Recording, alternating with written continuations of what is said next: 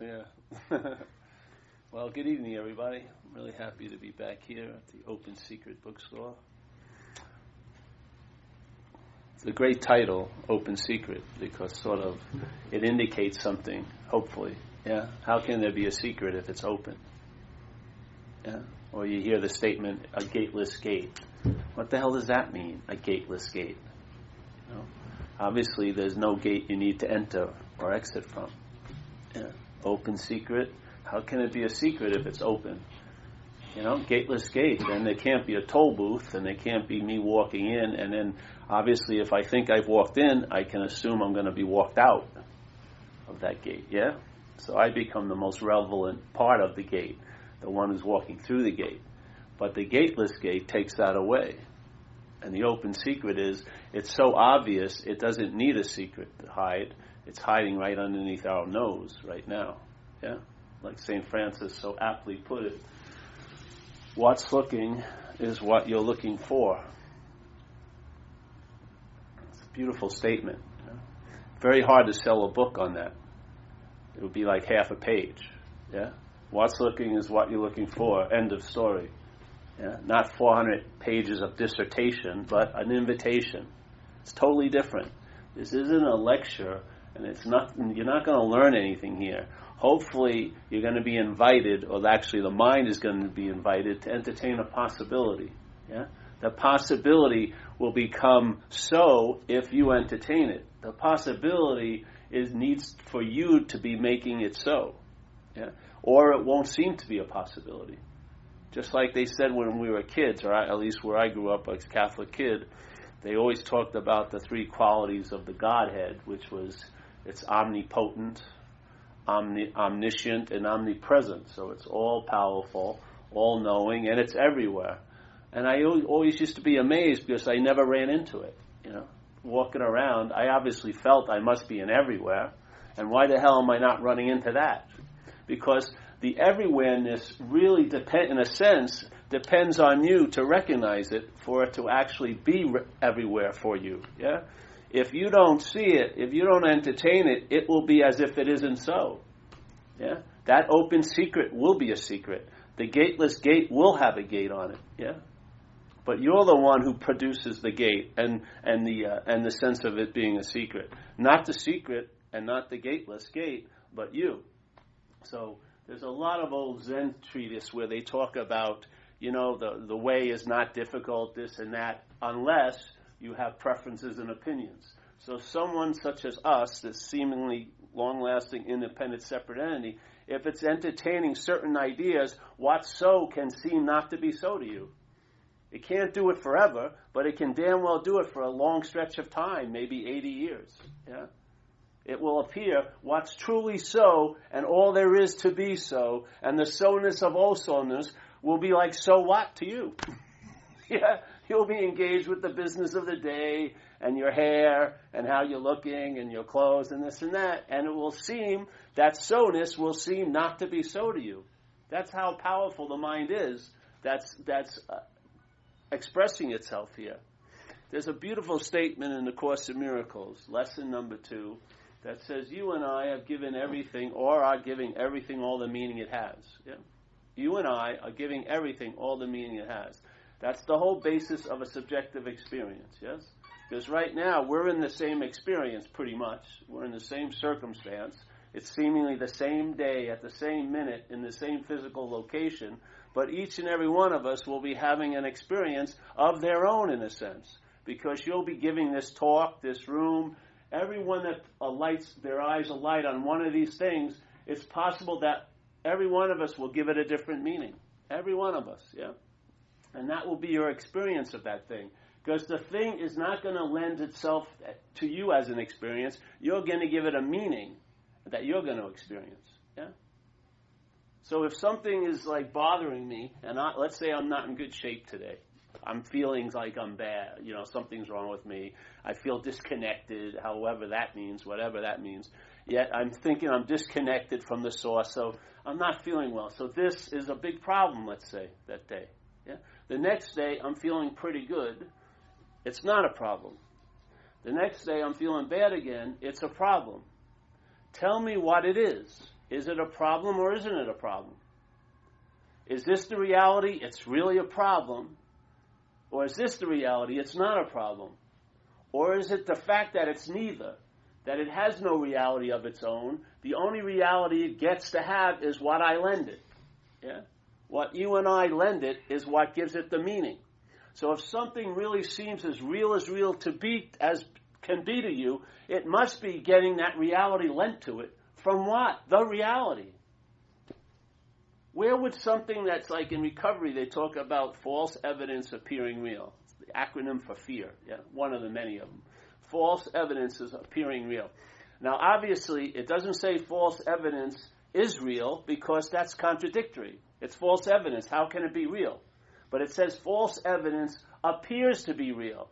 What is it that false evidence needs for it to appear to be real? It has to have a someone to appear to be real too, because it's false. Yeah, false evidence appearing real. What's the major ingredient in that event? Not the false evidence, but the one it's appearing to be real too. Yeah.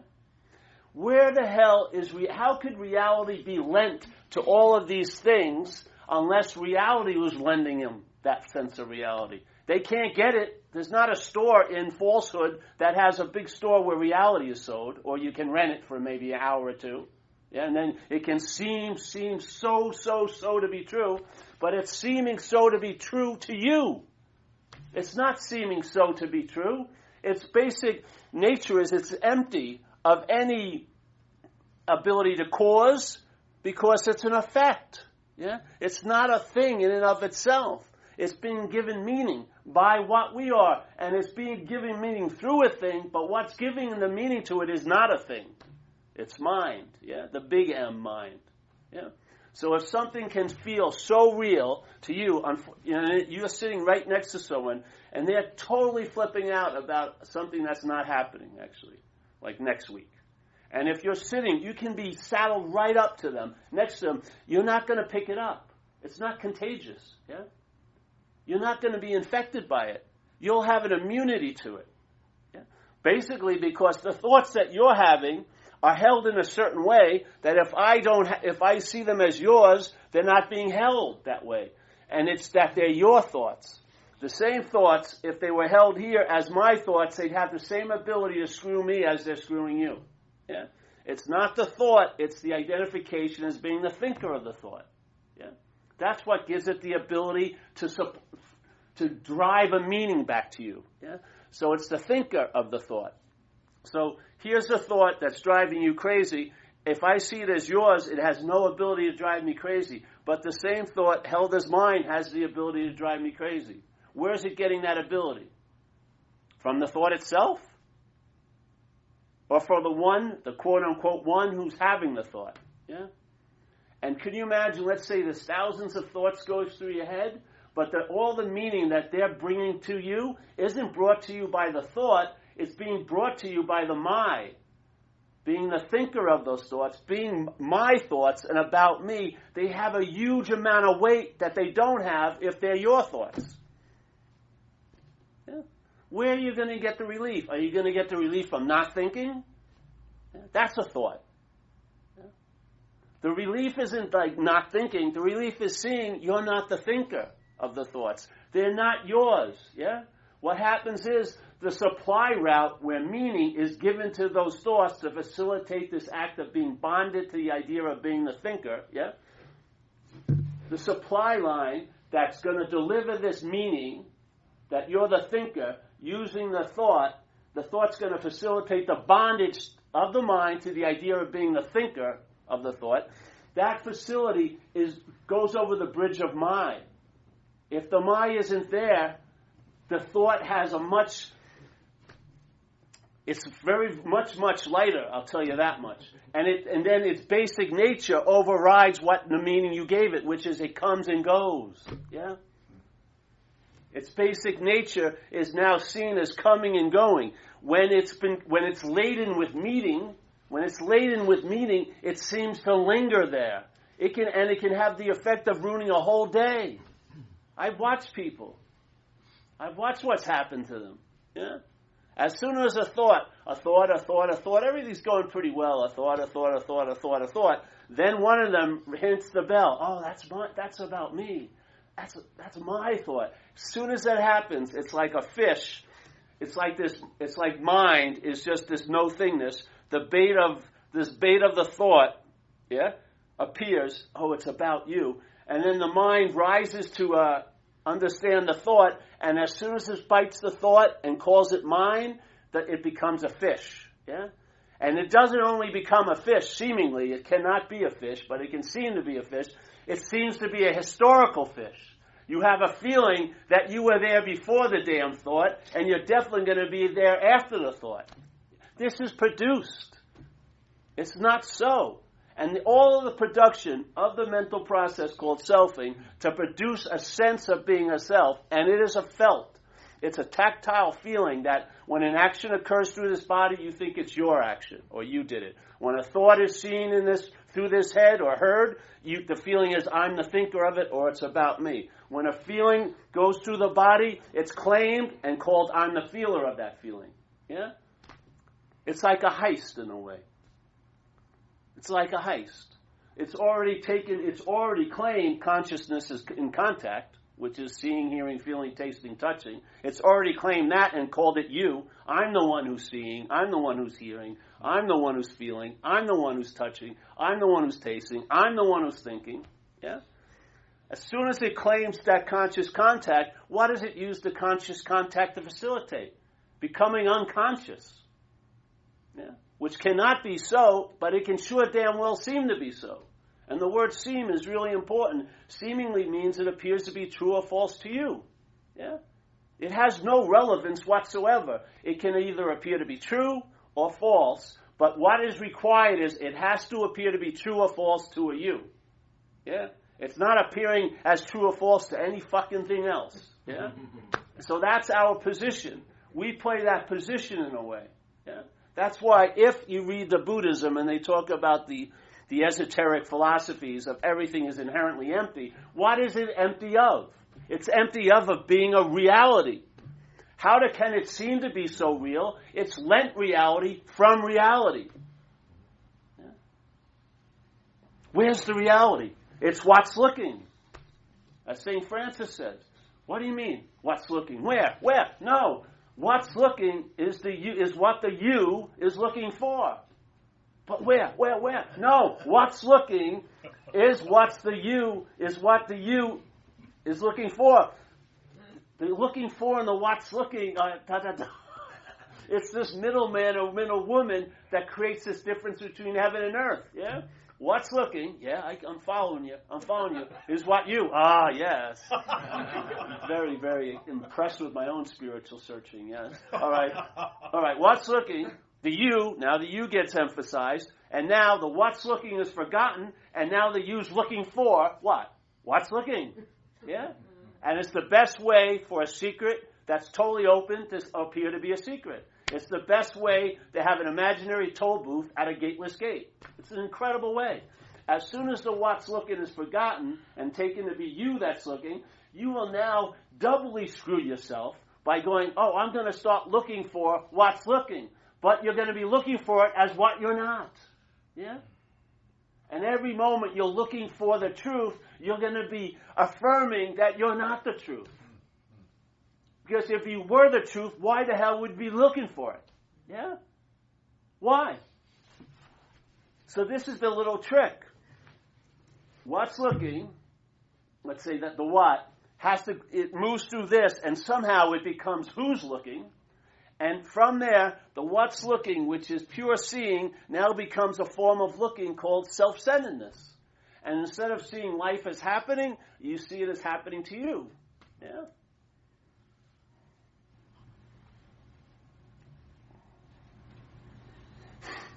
And then maybe it gets bad enough where the who wants a little bit of that what, yeah? But it wants to entertain it as the who. It doesn't really want to give up. It's like this. Like when the mind opens up, it's like a camera lens, yeah? It's fixated right now on this one locking position, which has no lock at all in it, called self-centeredness, yeah? So what happens is when, let's say it opens up, something happens, you hear a message, or you're walking through a park, or you're at Kmart, and something falls off a shelf, whatever occurs, it has nothing to do with what's occurring. But here's the aperture, opens up, yeah? All right, that's pretty cool. Yes, I'm getting much clearer. I can't believe how much I'm seeing now. I fucking almost feel like I'm close to the oneness, you know? Yes, I can see all people are not anywhere near where I'm at, but, I have some compassion for them. And it's sort of safe and this and that. But what actually happens is the aperture goes like this, but it goes like this. Yeah? So now you're looking at it, you're looking from here, and the view seems to be getting bigger. It's easy. It's very safe for you, yeah? But now it goes to this point, like Ramana Maharshi said, your head is in the tiger's mouth, it's a done deal. It goes like this, and then you're seen to be in front of the camera, not behind the camera. Yes? You're seen to be not what's seen. By the simple expression or experience or hit of seeing you. Instead of seeing from you, which is a form of looking, you actually see the you were thinking was the square zero of your whole freaking life. It's like square 3. Yeah? So it opens up, boom, boom, boom, boom. Here, now you're seeing this, which you call the Alpha and the Omega, in front of the camera. And when that happens, you realize it's never been behind the camera. Content is content. It's defined by that limitation. This is appearing. This is not what's so. What's so doesn't appear. Not as what's so. It can't. Yeah? It appears as all this, but when we take this to be what we are, then we forget what's looking. And now it's turned into who's looking, and we're busily trying to find that thing that we're calling what's looking, but it's not a thing.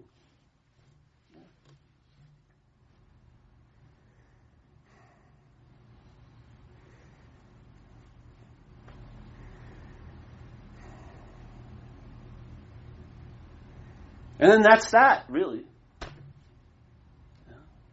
We're talking about it yesterday. The mind has a quality in manifestation, and you could call it entertaining. That's what it does. It entertains. So if it's thinking you're the center of the universe, it'll be thinking about a pimple that has suddenly appeared on your nose for like 8 hours, or the length of my pants may be too short and everyone's noticing it, or bada, bada, bada. All this stuff will happen, from that position. And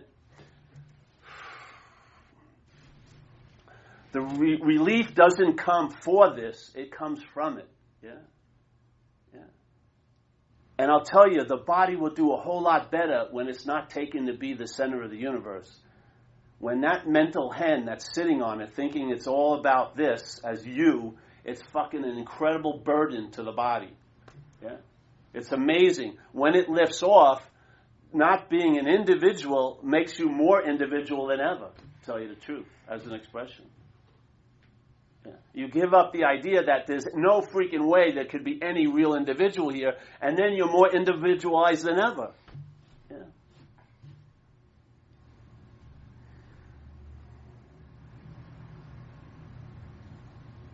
So in this experience here, everything that's appearing can only reach a certain level, and that means seemingly so. It can only appear to be so. And the only thing it can appear to be so to is what's so. That's the only place it's a non-place, but that's the only source it could ever get a meaning of being real. It can only get it from reality. Yeah. And the whole beauty of this thing, every damn thought, everything that's appearing can never reach the level of being so. It can only seem to be so to what's so. Yeah?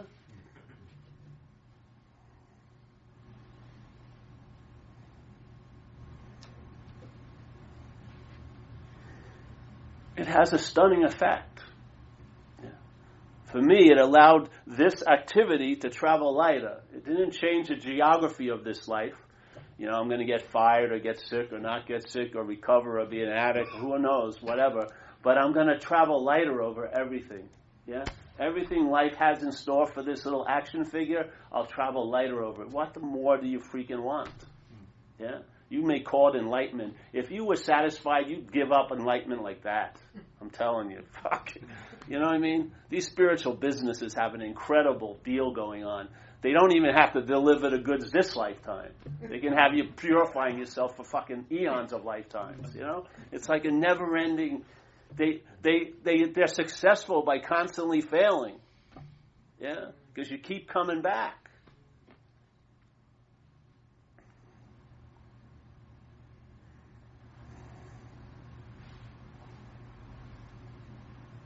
In a sense, you and I are the seeing of what we're not. That's what's going on all day. You're never going to get a glimpse of what you are, ever. Ever. Yeah? You're never going to have an experience of it. You're never going to attain it. You're never going to achieve it. You're never going to be vigilant about it. Yeah? What is seen cannot be seen. What's hearing cannot be heard. What's feeling cannot be felt. What's tasting cannot be tasted. What's smelling cannot be smelled. Yeah? So people come to these meetings, similar meetings, and they're still waiting to get it, you know? They are so stubborn about, I want to be there to have an experience of my own absence.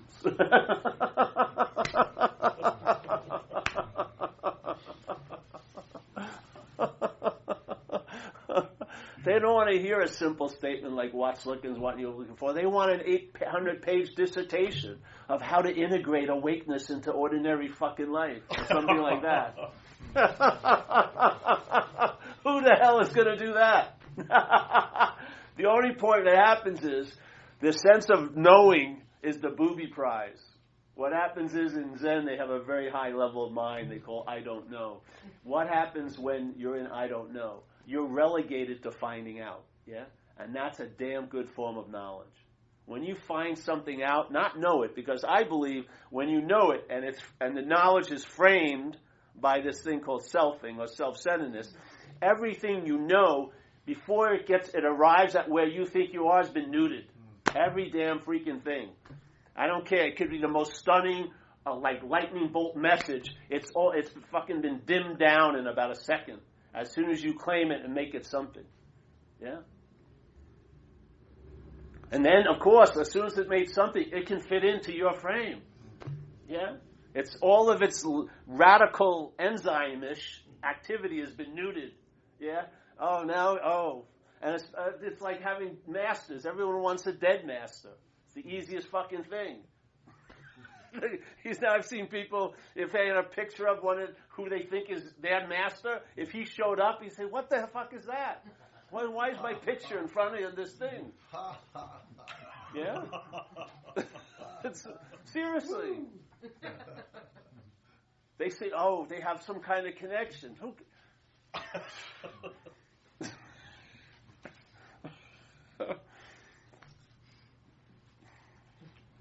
It's just simple. You see it, and if you see it, maybe the mind will just... What happened with me, yeah, that aperture opened up. And then what occurred is, it's tricky because selfing, which is a mental process, yeah, there is no self. The mental process of selfing is in an activity or a verb called identification as a self. Yeah. Now, people, when they hear that, they think the verbing part is the identification as, but then there's this real thing called a self. No, the whole statement is the verb. Identification as a self. There is no self, but there is selfing. Yeah? The selfing is like the thought system and the feeling system is being used by this mental process to facilitate to the bondage of a self, to a self. Yeah? So the mental process is taking mind in a way and using all that's brought to us by conscious contact, the thoughts, the feelings, the actions, and it's using those actions and thoughts and feelings to reinforce an idea of being the actor, the feeler, and the thinker. Yes? So the thought system infers, implies, insinuates, assumes that there's a self. Yeah? It's not so. It's sort of like that old idea with the finger pointing at the moon. In this case, it's not even a moon. There's just pointing, and then the mind makes the leap into what it believes it's being pointed at. almost like a holographic image of you as a body. Yeah? So the system is constantly, so thoughts, my thoughts. Yeah? Feelings, my feelings. Actions, I'm the doer of those actions. At that point, all of these activities going on, brought to us by conscious contact, are being used to facilitate the mind's bondage to this idea of being a self. Yeah? Now, it can't, the glue, there's no way your mind could be bonded to being a self. It can only seem to be so, and the glue has to be applied constantly, so that will seeming to be so seems to be so. Yeah? If you took 1 second or you had a pause in your life, you would see the big freaking gap between the idea that your mind has of you and what you are. Yeah? You would see it. What it does is it tries to obscure that by constantly referring and implying and assuming there's a you. Yeah? After a while, in a sense, a laziness overcomes you, and basically you're then asleep. Yeah? In a way. But you're not asleep, it's only seemingly so. There's no way you could actually ever be asleep. That's why this is such a beautiful message, because it doesn't start after the problem and provide a solution. The solution is prior to the problem. And from the solution's point of view, there is no problem. Yeah? And if there is no problem, then there's no need for a solution either. Yeah? So it's like the best way to get out of something is realize you're not in it. If there's a belief that you're in it, yeah, then you're going to have a drive to get out of it. And my belief, my sense of it, my watching it, is that trying to get out of it is a bigger form of being in it. Yeah? But the solution to getting out of what you think you're in is realizing you're not in what you think you're in. Then there's no need to get out, and that's being out. Yeah? It doesn't have a dualistic movement of in, out, solution, problem. You cut the freaking line. Yeah? You cut the line. So now you're in that thing of, like they say, that statement, the wisdom of no escape. The wisdom of no escape is there's no need for a freaking escape. Yeah? How can you get out of an imaginary place? Tell me. I shot drugs, yeah, a lot. And I did a lot of drugs. And I'll tell you, man, I would match my devotion to drugs with any of these spiritual devotees pictured here, Hanuman or the monkey, whatever the guy is. Any one of them.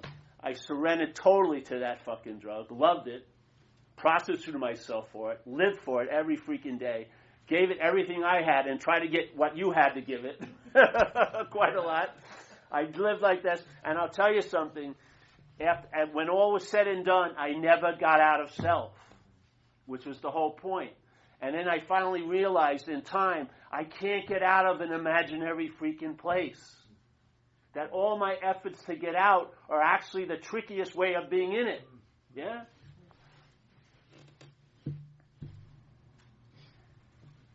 And of course, in self-centeredness, something fails. Do you actually look at, maybe it's a failed system? No, you usually blame you for not being the best practitioner. You constantly assure the delusion by taking it upon yourself to be the one that failed it. Yeah?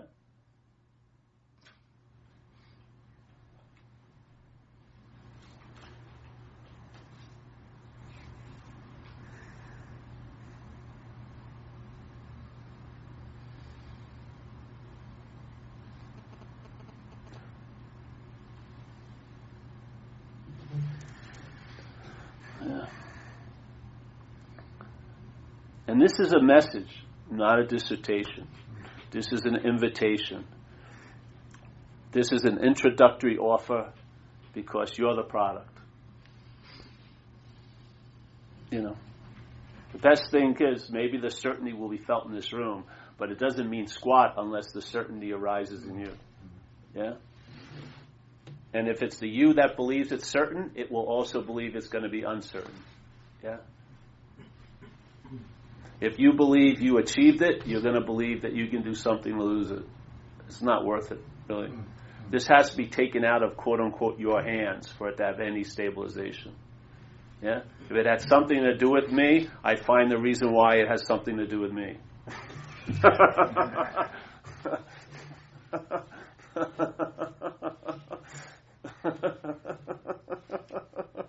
That's the solution. You're totally irrelevant.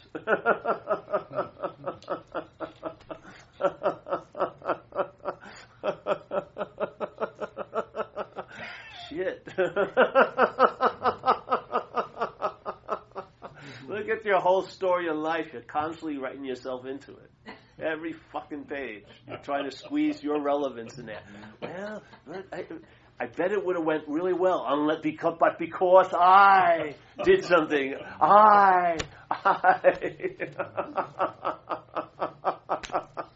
It's all because I didn't open up. No, it isn't.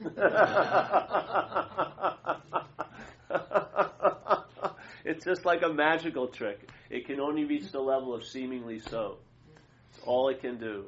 If you can stay in the pause, and you are the pause, so it's not difficult to stay in it. It's not a command, it's an obvious just observation. You are the pause. In that sense of the original face, nothing, all the selfing is finite. Yeah? It's all finite. So people come to these talks, and when I use the term selfing, it's an activity, a mental process that's implying that there's a self. Yeah? That when doing is seen, there's a doer behind it. When there's a thought, there must be a thinker. When there's a feeling, there must be a feeler. Yeah? If it ain't you or it ain't someone else, it's going to be God. You're going to give something as cause. Yeah? That's the logic of the mind. Yeah? And the logic of the mind, the thought system pictures you and pictures me as a body. Yeah? When you think about you 3 years ago, how are you pictured 3 years ago? As a body. You wouldn't be able to locate yourself in an imaginary place called 3 years ago. You just picture yourself there as a body, and then it seems to be real. Yeah? And then you picture yourself, something's going to happen to me in the future. This is how the self is remembered. Yeah? The thought system thinks about you as a body 3 years ago. Yeah? Now, it's remembering you then, but where does it feel the remembrance of that you? Not 3 years in the past, but now. Yeah? And when it's thinking about you in the future, where is it feeling that you? In the future? No, it's feeling it now. This is called, that's why St. Francis would say it's self-forgetting. That's why Dogen, the great Zen master, said, the study Buddhism is the study of the self, and the study of the self is to forget the self. Yeah? Why would forgetfulness be so important? Well, because the seeming disease is based on remembrance. Yeah? That self has to be remembered to seem to be so. It doesn't have a leg to stand on right now. But it produces 2 legs to stand on in the past and 2 legs to stand on in the future. And it goes like this. I was there. I will be there. Woo! I'm really afraid of that. And therefore I am here.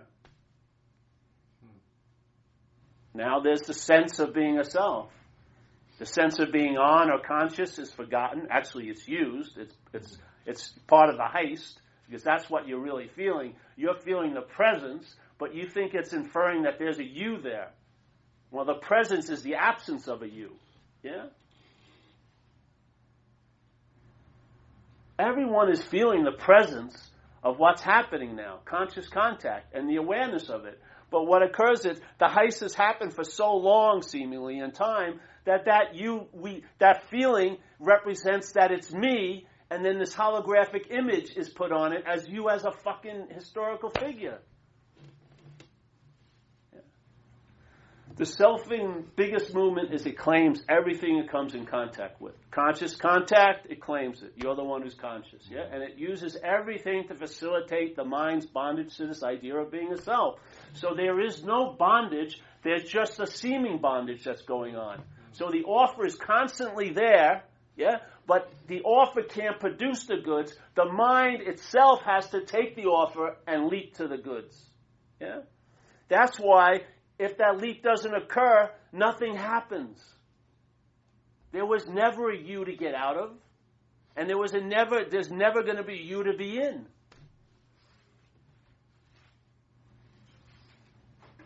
And then you find out. Now the mind, instead of entertaining, oh, what's going to happen to me, or what did happen to me, that same mind, that same interest and attention that's fueling your obsession with this idea of being a self will now be enriching your life because you'll be interested in attending to what's going on now. Like right here.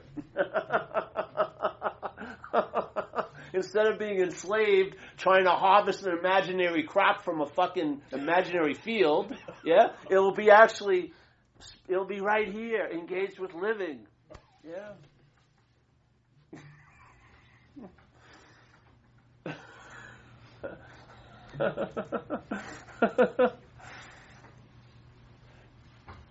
But I don't. Let me see. I want to see how I can apply this. Don't fucking see how you apply it. See what happens if you don't apply anything to it. Let it apply something on you. Yeah. Find out.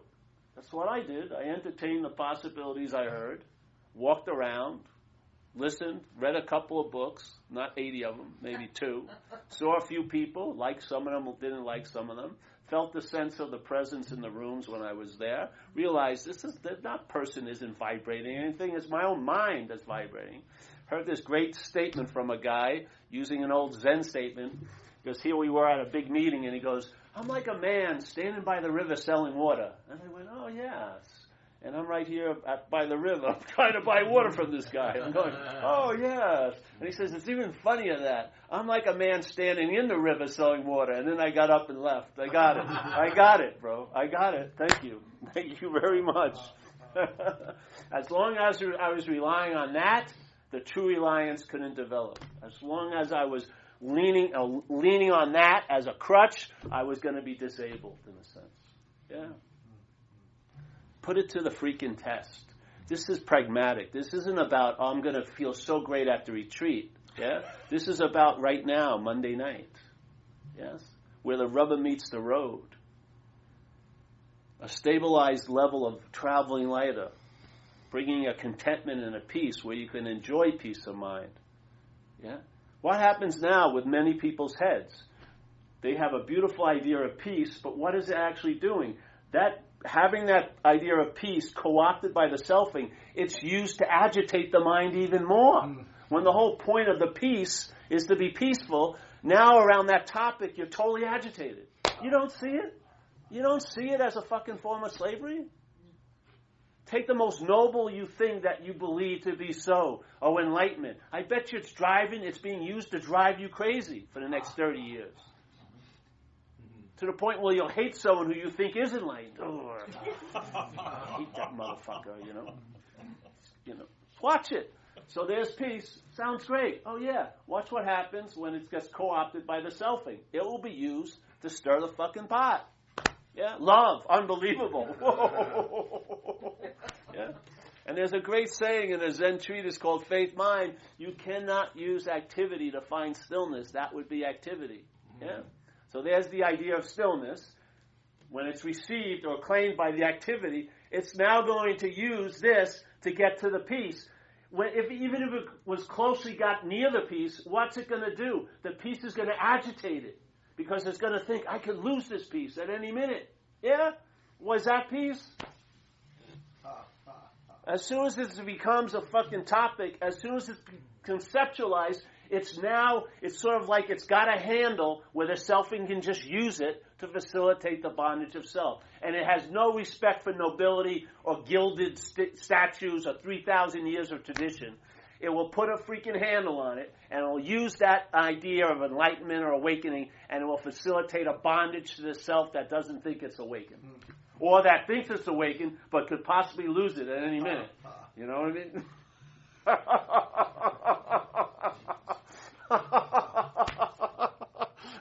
How much peace is there? It's like sitting on a pot, on the can, so to speak.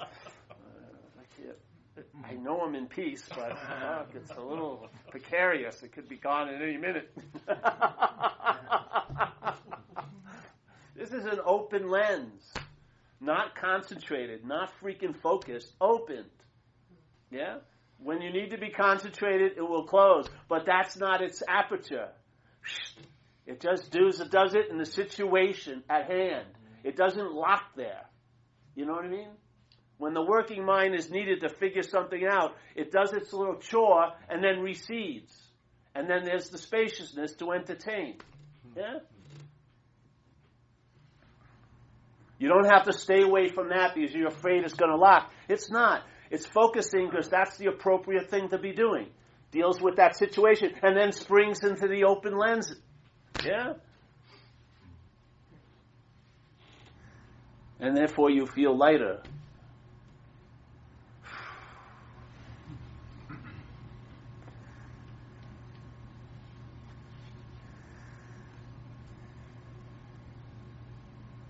And because it has nothing to do with you, there's no worry or concern that there's anything you could possibly do to shoo it away. And there's definitely nothing you can do to bring it forth. Yes?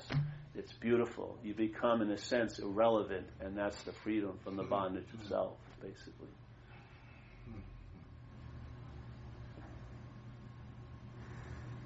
And then we have meetings like this, so you can see other people, I don't know. And they have repetition. Repetition's helpful. Yeah? One of the biggest poisons here is repetition. So you use the poison for an antidote. So you come and hear the message. And after a while, I used to do Qigong, for a long time. And then after years of doing it, all I had to do was stand in posture and it would happen. Yeah? That's what happens. You hear it, and then maybe you seem to have forgotten, which you can never forget, but you may have seemed, and because you're the reality, it may seem to be real, like you are disconnected, and all you need is a certain little reminder, and then bingo, the imaginary correction occurs. Yeah?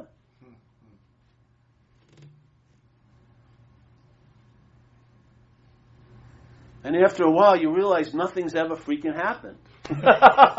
Literally. There's been a whole lot of happening, but in fact, you can't put your finger on anything.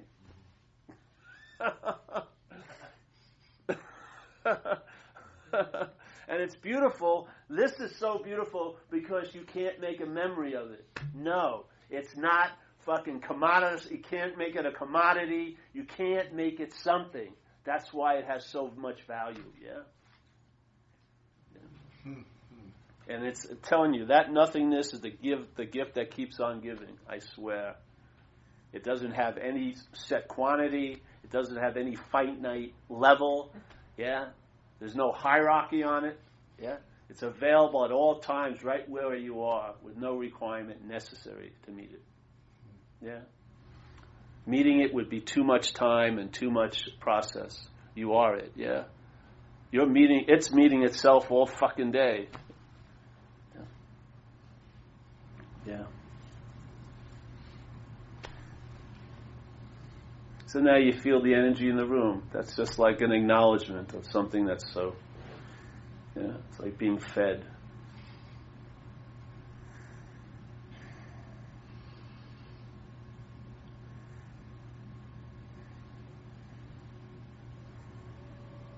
Once it comes out of that yogic posture, selfing is like it's a giant yogic school, but with only one asana, which is like this I, me, my. When that opens up, yeah, when the ball's thrown and this mitt doesn't catch it, and the ball goes right in, then it starts opening up, and you'll see your mind unfurling like an infinite flag. You'll sense it, yeah. You'll sense that spaciousness. You'll sense that, and I'll tell you, that's more of what you are than all the things you ever thought about. Now you have something reliable to rely on. Yeah? So if you and I are giving everything all the meaning it has, and we're making things that aren't so seem so to be so, could you imagine if we just turn that to what is so? Match that ability to give meaning to things and gave that a meaning of maybe possibly it's true. Yeah? See what happens when that starts downloading. You may hit a point very quickly that you're convinced that it's like an unspoken yes now, and then it's a freaking done deal. Yeah? All your moving this way and that way gets muted, and you realize you haven't gone this way. You've never been connected, and you're never going to be disconnected. Yeah, all of this mental movement. It's like that ball that's moving in that water. You're not following it anymore because it's not you. You've lost interest in it. Yeah.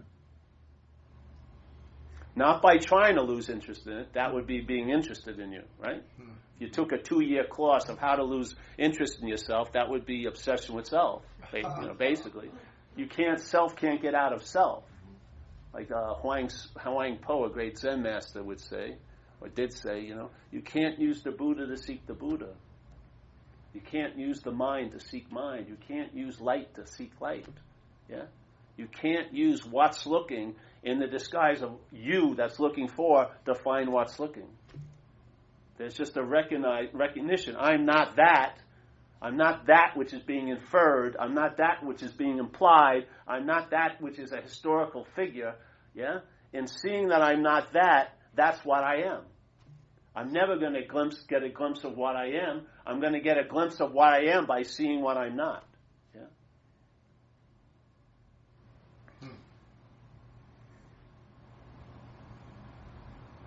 What thought has ever told you that you're the thinker of it? What? None. Not one. What feeling? Oh, this is I'm your feeling. What feeling has ever said that? Yeah? The feeling is just a feeling. It's been claimed and hijacked to represent or to imply that there's a feeler. Yeah? It's like a heist in a way. It uses whatever it's come in contact with through consciousness, not by its own machinations, but through consciousness. It uses all of that to facilitate the bondage of the mind to the idea of being a long-lasting, independent, separate entity. It can never be so, but it can seem to be so. That's why it's constantly active. That's why the agitation is it's like a slinky. Yeah? The selfing has this. You ever hear of Buddhism? They have the Four Noble Truths. Yeah? One of them is desire is the cause of all the suffering. So why not add a couple of words to that? Desire to become, let's say, is the cause of all the suffering. If you ever really see the selfing, the process of selfing, you'll see it has a desire to become a self, and it has a desire to unbecome the self it thinks it is. Yeah? So it wants to become something it thinks it isn't, and it wants to unbecome something it thinks it is. Yeah? And it's never going to find release. It's never going to be a self. So it's like a slinky, an eternal slinky in time, not eternal, but actually a finite slinky, and one agitation begets the other agitation, begets the other agitation, begets the other agitation. So basically, when the mind is resting in this idea of being a self, it's resting in a bed of agitation. Yeah? And then, so when it starts thinking about enlightenment, all it does is infuse the topic of enlightenment with its own fucking agitation. So you believe, oh, this is the bomb I've been looking for. It makes it a poison as soon as it's you looking for it. I've seen it. People would be so much happier if they never heard anything about awakening. They'd probably have a fucking really nice night tonight. But now, they think they have a demand. I should be awake, And who am I going to have to judge me how I'm doing? Me? Okay. Or find some assumed authority. Oh, yes, you're awake. Yes. Subscribe for my 4-year retreat. Yes, come to the intensive. It'll be $900, but you'll be awake by Monday. It's fucking crazy. This is like your basic state. Nothing needs to be added or subtracted.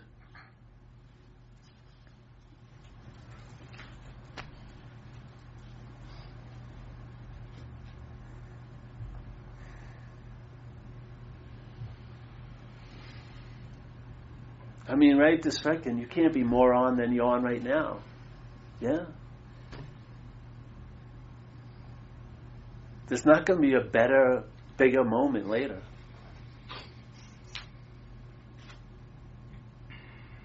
And you were never awake before and lost it.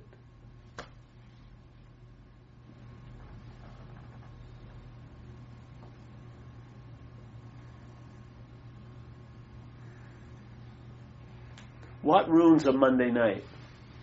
Usually a Saturday and a Thursday. Yeah? Literally. What's ruining this night for you? It probably has nothing to do with this night. Yeah? Probably something that you thought happened or you believe will happen. Yeah? Where is your mind? Where is it engaged? It's engaged in time. And it's trying to use time to find the timelessness. That's a fool's errand, bro. The timelessness is the vertical insertion in every freaking moment we call time. There would be no moment of time unless there was the context of timelessness. Where else would it issue forth from? Yeah?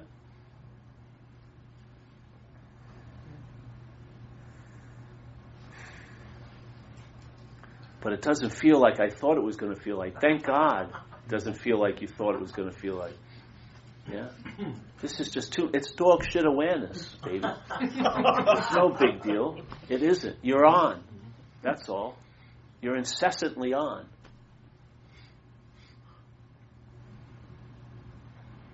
This eye is never going to close, ever. Yeah? It doesn't look away. It's not interrupted by anything. It's like the sky. No matter what appears in the sky, whatever's appearing in the sky has no effect on the sky itself. That's like mind, the big M mind. Yeah?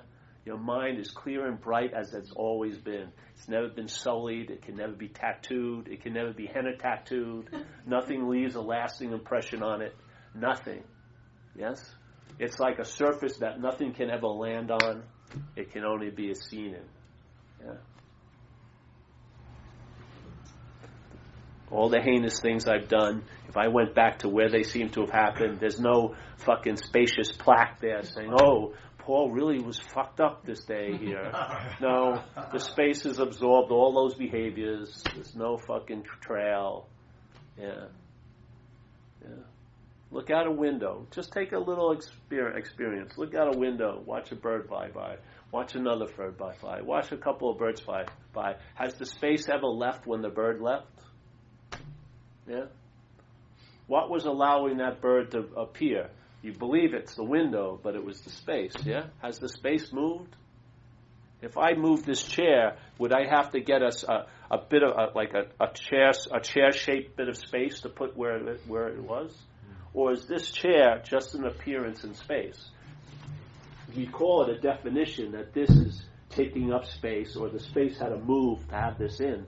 But in fact, if I pulled this up, did it look like there was an emptiness of space even for a nanosecond? Yeah? And if I took this chair away, the only way it would seem to be real to you is by remembering it. Yeah? The chair. That it was here, and maybe you thinking it will be here. What's the difference between this chair and this body? When I walk away, the only way you can see me, in a sense, is by remembering me. Yeah? That's the way I seem to appear. Yeah? And if I got up, or if I left, did I have to run like a bit of space in my shape? If we tore this wall down, would there be a big fucking void there? Or would it be the space? This is just appearing in it. This is just appearing in it. Everything is appearing in it. Yeah?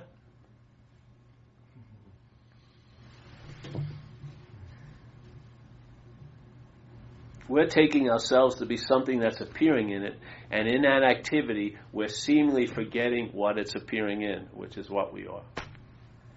And if that's corrected, I'll tell you something, you'll probably be a lot better off as a seeming action figure. You'll just travel lighter. You know what I mean? You'll be relieved of the bondage of self. And it's a living freedom. Not a freedom that happened 10 years ago. Yeah? And now it's getting tarnished. It's a verb. You're freed. Freeing. Yeah?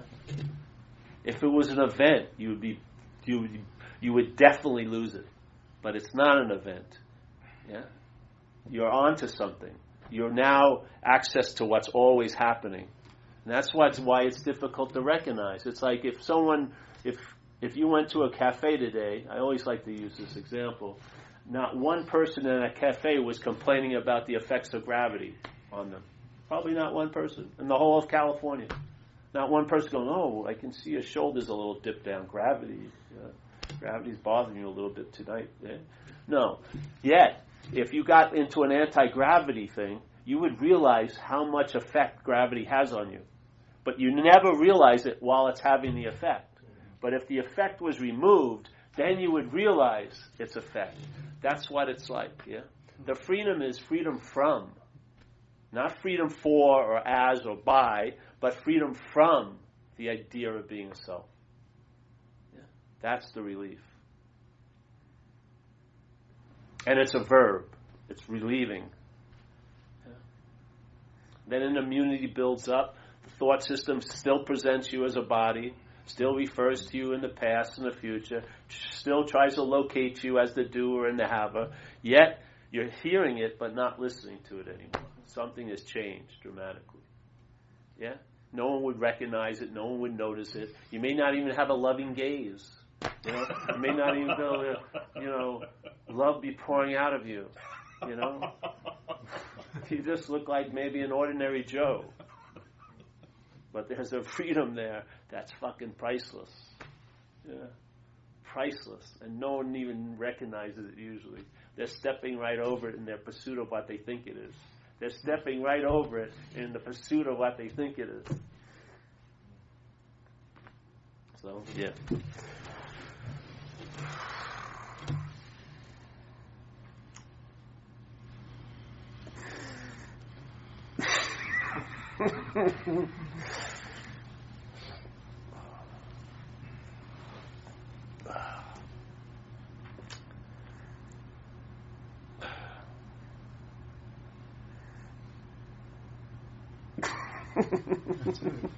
That's it.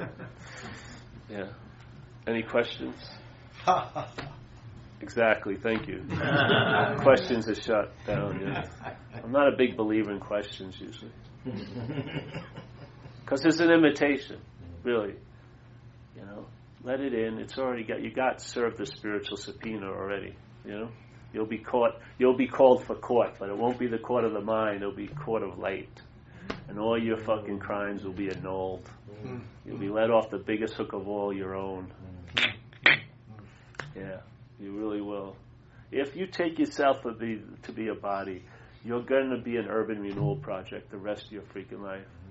It's going to be sitting like a big mother hen, just going over and over what you could have done, what you should, on and on. It's like it's never going to fucking end in time. Yeah.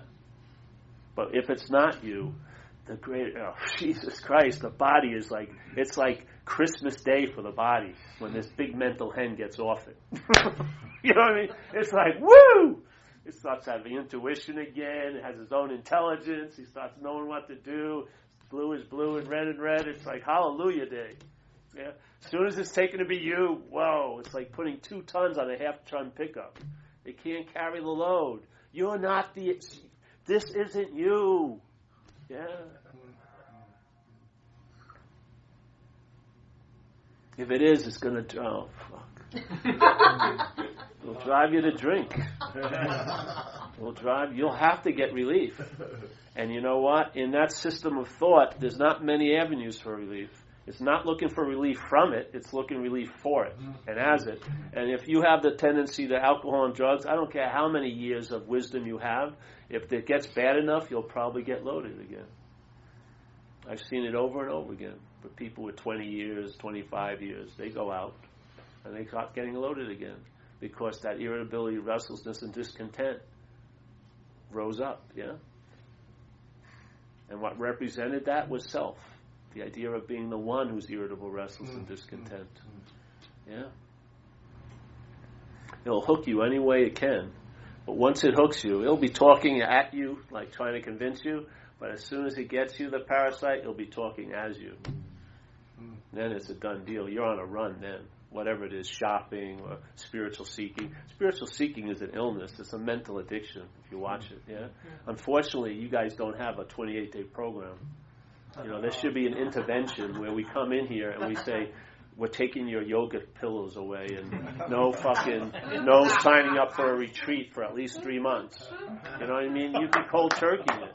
But no one can come up to you and be sitting next to you and go, Chris, I think you've had enough. Come on. It's not like drinking and drug use. I mean, it becomes obvious what's going on. But in that disease, everyone's sitting there, and they're on and on and on, looking and looking and looking. Yeah? And the exact thing they're looking for is being used to drive them crazy. It's unbelievable.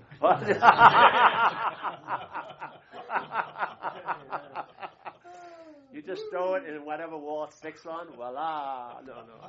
I was just at a meeting in North Carolina, and I was doing my little shtick, and the guy goes, "Well, can you talk more about the spiritual seeking as an addiction?" And he was talking as if it wasn't going. I was going, "Here it is, right at this meeting we're at." He was immediately wants to separate and becomes observational. No, this is it. You asking the question is part of it.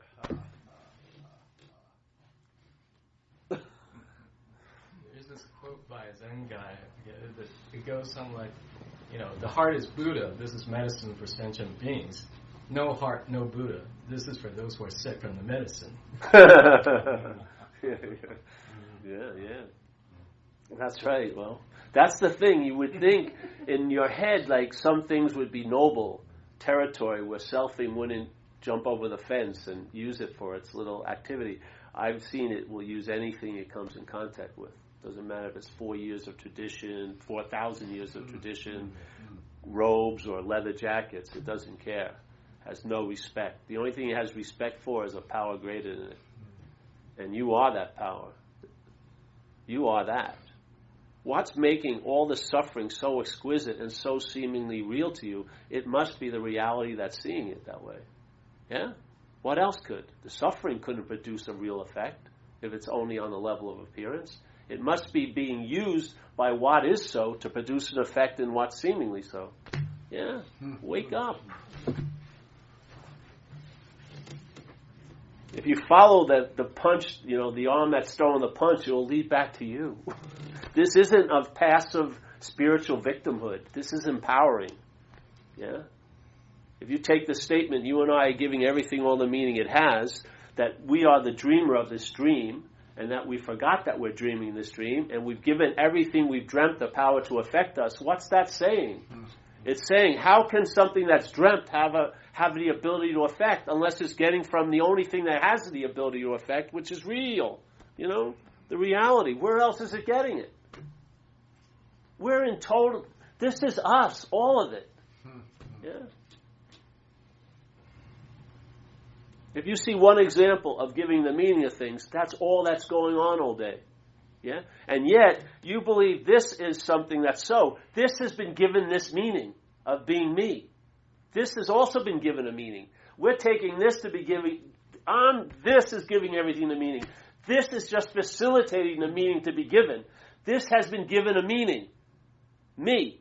Yeah? It separates this you from all the other yous and crowns it with this special tiara, me. Yeah? But all this is, we're all like this camera. We're just facilitating meaning being given. But this is, the telescope isn't seeing the stars. It just facilitates the stars to be seen. And it produces an effect that isn't actually going on. The stars seem to be closer. Yeah? But if you saw the event from afar, the stars are still as far away as ever. But when the eye is looking through the telescope, when undifferentiated light's coming through this, and then it differentiates, it can, in a sense, in time, forget that it's undifferentiated light and take itself to be the telescope. Yeah? The telescope can't see, so how is it going to bluff that it's the seer? It's going to be living from the past. It's going to say, that was so, that will be so, therefore I am so now. It's not true. It's not a present tense verb, it's a story. The telescope, the eye is not seeing, it facilitates seeing. Yeah? The ear is not hearing, it facilitates hearing. If I was dead and nothing had happened to my face, you could take my eye out, put it in a live body, and it would see again. It would facilitate seeing, but it's not seeing. Yeah? The scientist looks through the telescope, sees the stars, walks away. The telescope gets this insane idea. Hey, I was seeing the stars. Yeah? And for that to go on, it has to forget the seer, or what was seeing the stars. It has to, or the whole story wouldn't hold any water. People don't want to be free here. They want to be free. Because freedom would be like this. I'm not that. This is the freedom we're looking for. I'm all there is. But the other freedom is I'm not that. Huge difference.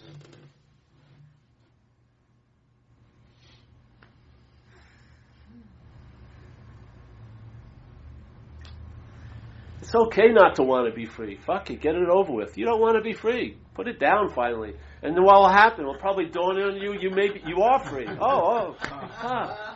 But I was actually causing that not to be so by wanting to be free. Exactly. That's exactly how it was working. That's what is going on. You're thinking you're getting out of something. That's actually the biggest form of being in it. There is no escape. Yeah.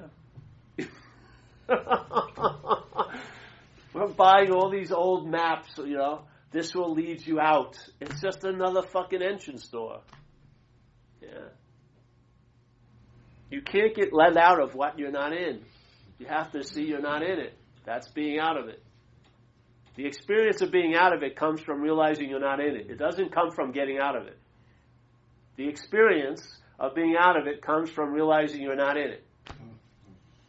Just like the experience of powerlessness produces power. When you exert power, you have an experience of powerlessness. People don't do what you think they should do. Yeah? Things don't go your way. So while you're exerting power you experience powerlessness. If you admit powerlessness, you never experience powerlessness. You experience power. Whew. That's paradoxical to what? To a failed fucking faulty thought system, that's all. It's the way things work. But from our reference, that's very mysterious. No, it isn't. You're looking from a failed system. What works for the failed system that's still to be relied on has to be disputed. Because the obvious thing is, that's working, this ain't working. It's a paradox. It isn't as hell. If you were out of this fucking selfing, you'd see things as they work. What do you think they call the Tao? You see the way, not your way, but the way. You see how things work here. And you know what? The mental condition has it ass backwards. It's trying to get into something it can't be out of, which is the moment. Really. I'm going to break the news to you. You can't be out of the moment. So all the books about how to get into the moment and then how to really get into the moment and how to really, really get into the moment, all they're doing is affirming a total lie that you can be out of a moment.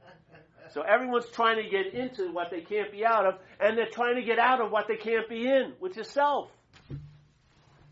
That's why it's not working. It's not because you haven't found the right way. There is no right way.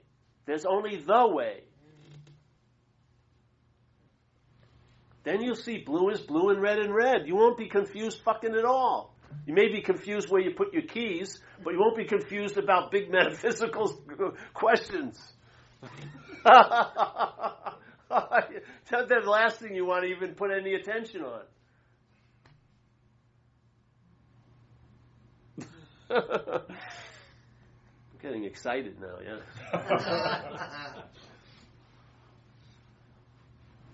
You can just feel the energy. It's unbelievable. Sometimes my body, just the vibration gets too much.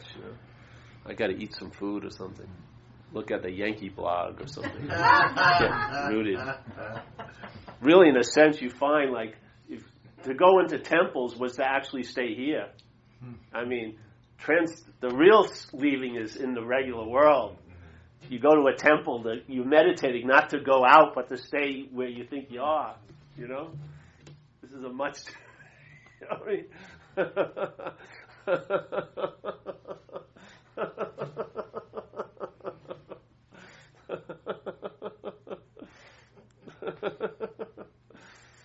Well, there you go.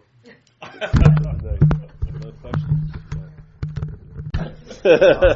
So here, and so what happens? I attempt to adapt to that tumor. So I have to get all my shirts tailored, my jackets, and sometimes it's nice. I got an armrest, and then I'm looking on the internet with other people who have tumors, and I meet a nice girl with a tumor, and we sort of rub like Eskimos, the tumas together, and a lot's going on. And then someone comes into my little world, my tuma-filled world, and says, hey, bro, you could have that removed. Now, you would think that you would immediately rush to that solution, but I invested a lot in those shirts and the leather jacket, and I got the girlfriend. Our relationship is based on the tuma, basically. Oh, wait and see. I don't know if I want to rush to this solution. That's what it's like, yeah? Immediately what arises is all the investment your head has in the little story of being you. Yeah. You want something that will facilitate that being happier, but you don't want anything that will facilitate the absence of that being obvious. No way. No fucking way. I've seen it over and over again. Yeah. Would you talk about what brought you to this place? My car. I drove here, San Rafael. Thank you, Paul. I know. Hey, you're welcome, man. It's Listen, nice meeting you.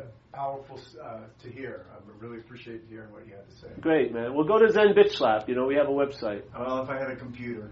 All right. Well, I hope I see got an you. alarm clock. Saturday, we have a meeting every Saturday. I'll Marin be there. City. My friend John knows about Oh, it. good. So All right, good. I'll come back. Nice to meet you. Yeah, you've confirmed a lot of my suspicions. All right.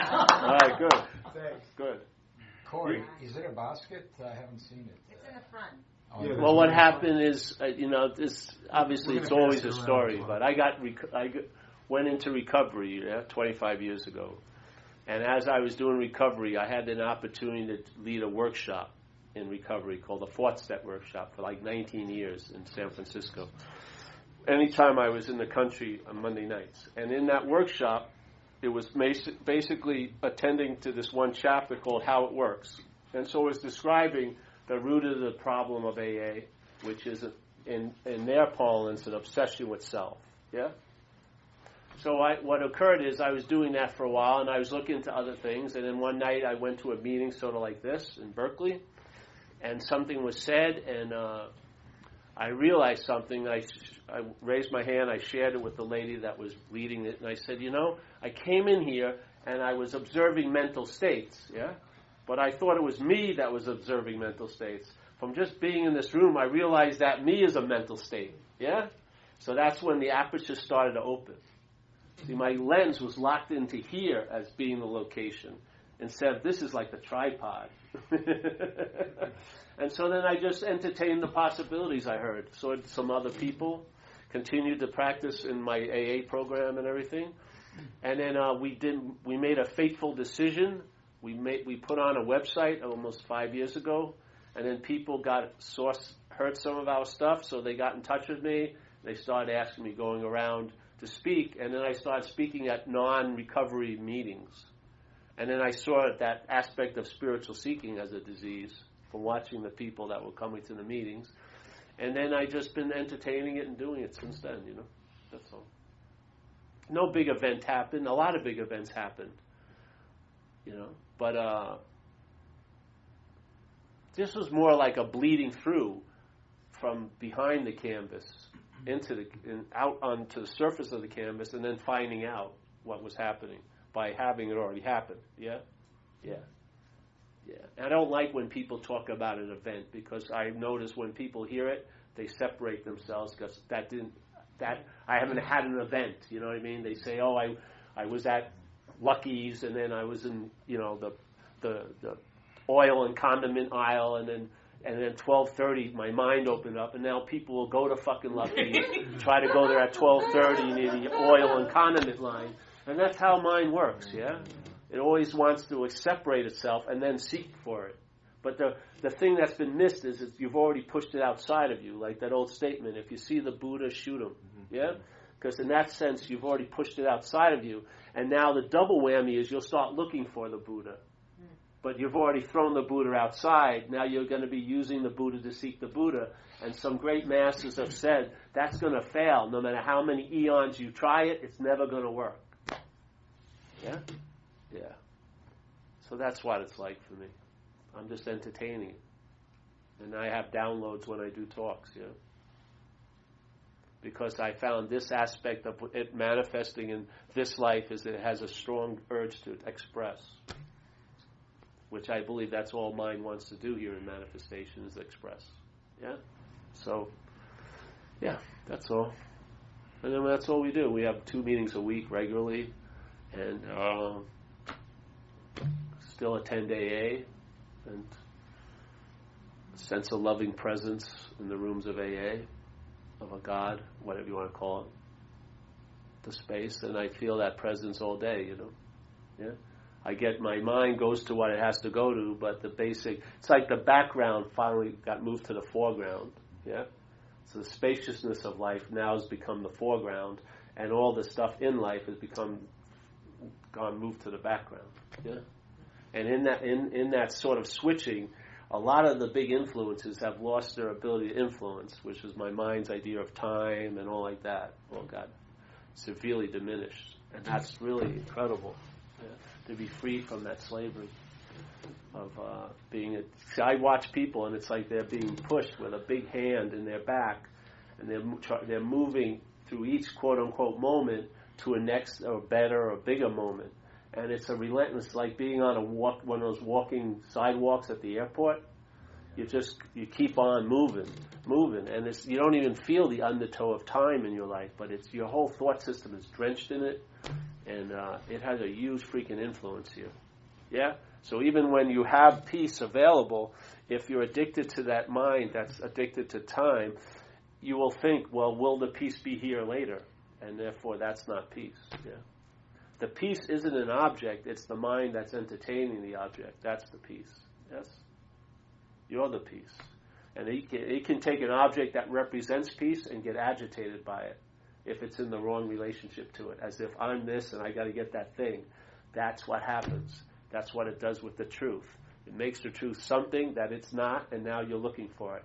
And that looking is pure agitation. Yeah. It's a form of slavery to me. Does one wonder why one chooses to differentiate the one? Well, that why doesn't work anyway, because you can go off, but there's no you that's differentiating. That's just what's happening here, right? Consciousness is doing something.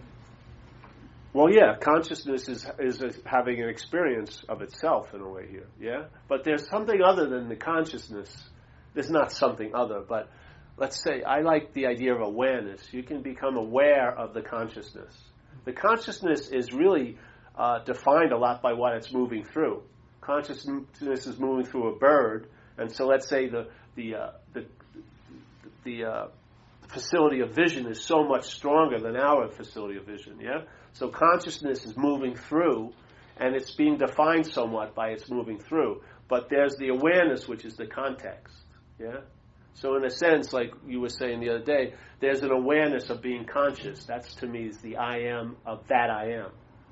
Yeah, is the awareness. So But there's really no one there or no location for that no, awareness. no.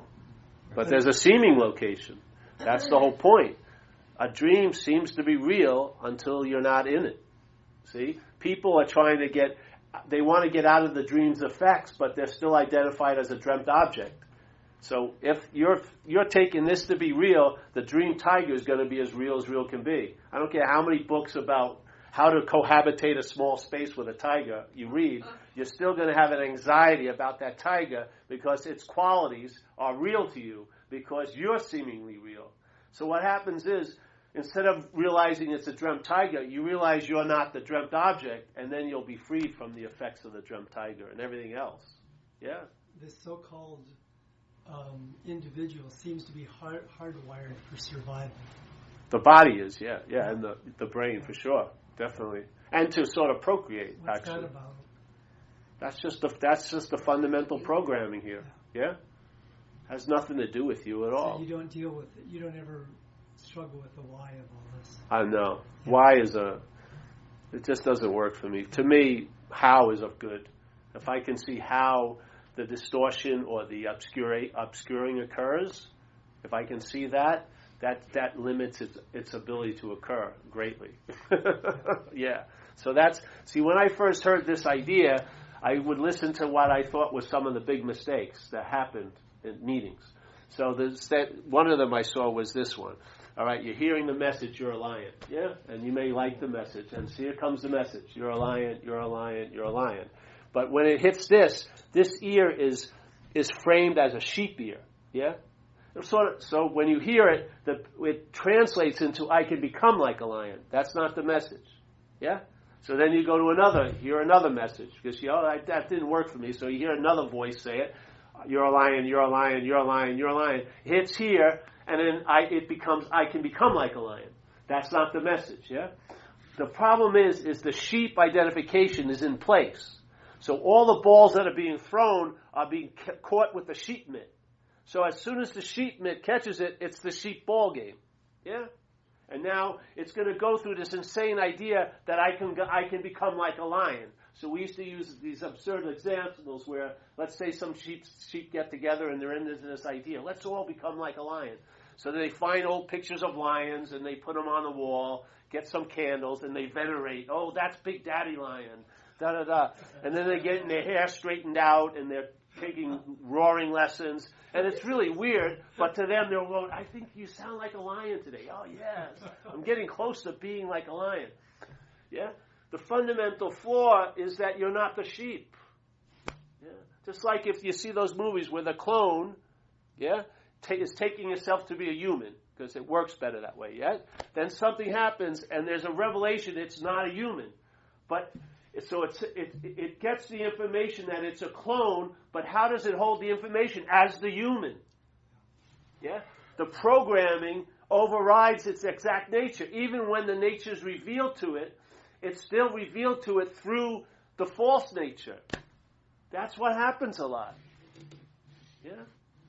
People hear the message, but it's made into something, and it gets neutered.